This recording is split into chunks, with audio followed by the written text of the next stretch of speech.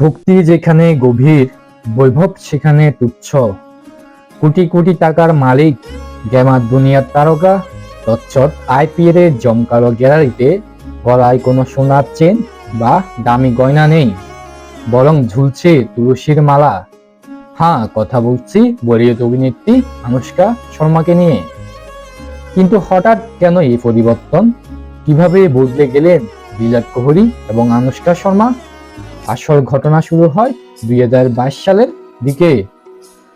ক্যারিয়ারের চরম of form আর তীব্র মানসিক চাপের মুখে বিরাটের পাশে এসে দাঁড়ান আনুশকা। দুজনে মিলে শান্তির খোঁজে ছুটে যান বৃন্দাবনে, পরম ছদ্মশ্রী প্রেমানন্দ গোবিন্দ চরণজি মহারাজের আশ্রমে। সেখানে মহারাজজির একটি বাণী তাদের জীবনকে পুরোপুরি বদলে দেয়। মহারাজজি বলেছিলেন, অঢেল ধন সম্পদ থাকা ঈশ্বরের আসল কৃপা নয়। প্রকৃত কৃপা হলো মানুষের ভিতরের অহংকার মুছে দেওয়া এবং চিন্তা ভাবনা বদলে যাওয়া। তিনি তাদের উপদেশ দেন, নিজেদের কর্মক্ষেত্রকে যেন ঈশ্বরের সেবা মনে করেন। এই গভীর তত্ত্ব মনে গেঁথে যাওয়ার পর তারা দুজনেই বৈষ্ণব ধর্মে দীক্ষা নেন এবং গলায় পবিত্র তুলসী মালা ধারণ করেন।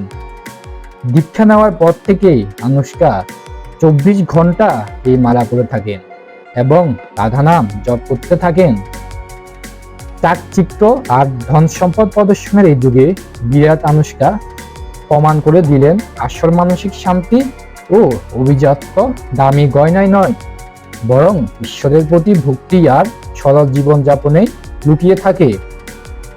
কোটি টাকার বৈভব ছেড়ে এই জুটির এমন সরল ভক্তি সত্যই প্রশংসনীয়। সুব্রত দে, স্পোর্টস নিউজ 10।